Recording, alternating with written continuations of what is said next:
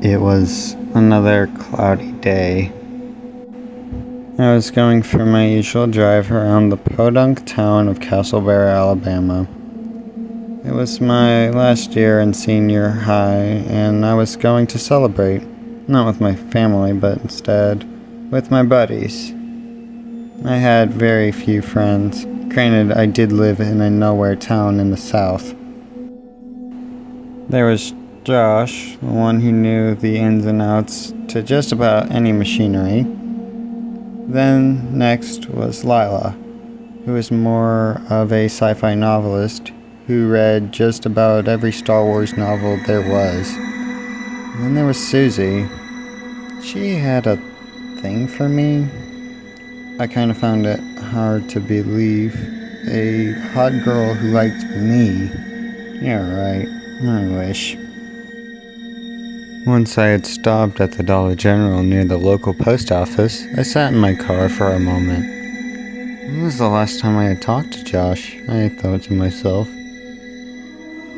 It had been around 4 months since I last spoke to him, mainly because he was rambling about how his job as a fry cook was making him paranoid or something. I found that very hard to believe. I decided to call him just to make sure he was okay. Once he picked up his phone, I heard this garbled mess of noises and voices that made me question on what he was doing at the moment. Yo, you okay, man? You busy? I asked. The noises continued. I was so confused. I just ignored it and hung up. It was a bad day. I kept getting this gut-wrenching feeling inside of me. Something was telling me to check on Josh. Something told me he was paranoid for a reason. I got into my car and started driving. I was driving 5 over the speed limit, and it wasn't stopping. Josh only lived 5 minutes from me, but at the rate I was going, it nearly took me around 3 minutes at the very least. Once I had arrived, I was quick to notice the place was in shambles. The roof to the house was broken in different spots. Windows were shattered and cracked. But the thing that triggered me the most was the door was wide open. My heart sank at the sight, but I had to be brave for Josh. I stepped out of my car and walked over to the garage door. There was nothing to really conceal the inside of the garage, but there was still a door connected to the inside of the house. I mean, why wouldn't there be? As I walked in, my 5 senses were going haywire. I could smell a very strong and burning odor. I could feel heat waves everywhere, in February of all months. I could barely see in each room, granted it was nighttime. I could taste the wretched odor. I could hear the sound of pulsing flesh in every room in the house. I pulled out my phone and turned on flashlight mode. I saw flesh and blood covering the walls and floor. I gagged at the sight of it. What monster would do such a thing? I slowly walked over to where the noises were coming from. It was in Josh's room. I gently opened the door. Josh was connected to the fleshy vines on his waist and hands. His eyes were gouged out and were attached to the flesh mess on his hands.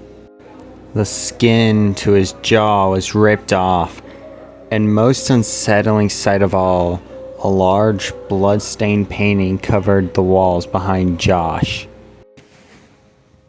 My heart was beating so fast, I nearly stumbled to the ground. I gagged at the sight, and my vision faltered ever so slightly. I looked back up at Josh, noticing that he was softly and slowly breathing. Max, it's not you. I froze, stumped. What was this it?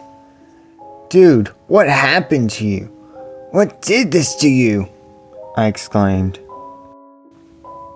Before he could make so much as a mutter, a sharp spear attached to a long rattling chain from behind me stabbed Josh in the heart. My blood ran cold. I started shaking in fear, and I felt a dark, malicious presence behind me. I didn't turn around, but I listened as a horrifying feminine voice started giggling behind me. The chains retracted out of Josh, his blood covering the sharp end. Whatever or whoever was behind me started to approach, and I froze like a statue. So, you got a thing for whatever the fuck you did to Josh? I awkwardly asked. The creature giggled, her cold breath brushing against the back of my neck. Josh wanted to kill me, but that doesn't matter now. We can finally play, she said in a cheerful tone. I seethed at the creature. In her words, Josh would never hurt anyone, especially women. The creature stepped back and turned back to me. I could feel her gaze burning in the back of my head. Look, I don't want to cause any trouble. Can't we just let this interaction be a burdened memory? I asked, a hint of fear and malice in my voice.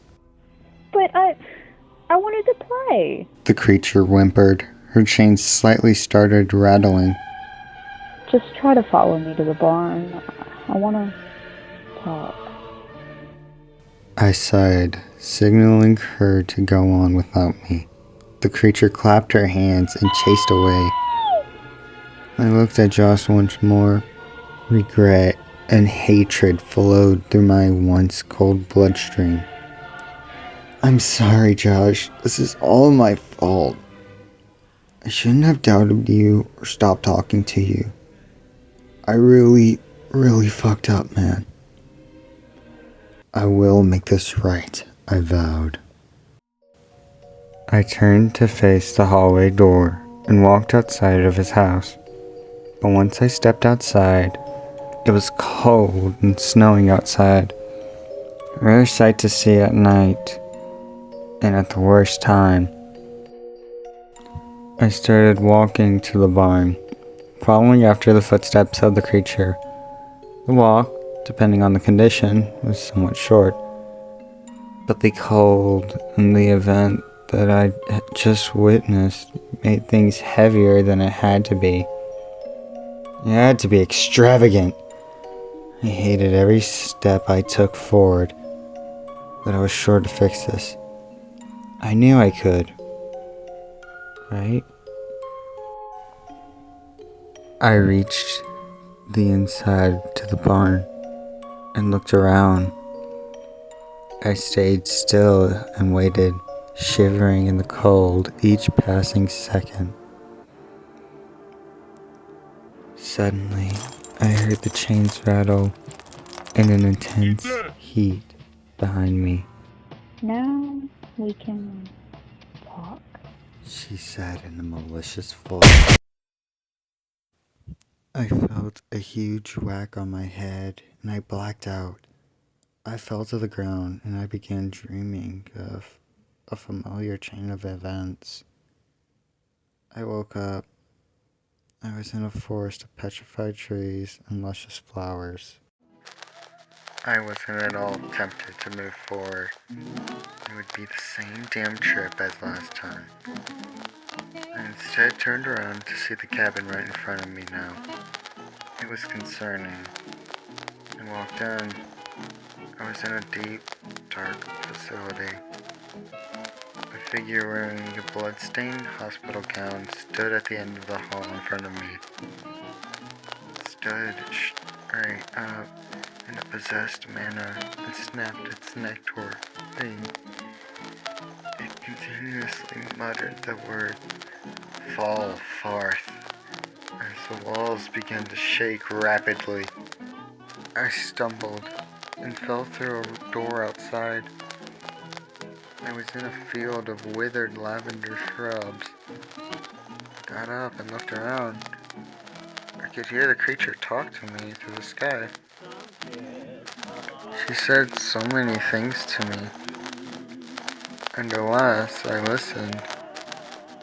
Finally, I heard one last thing out of her. I'm so glad I can be with you in person. And as soon as she said that, I woke up in the barn right next to her. She looked rather surprised. She scooted closer, gave me a reassuring hug.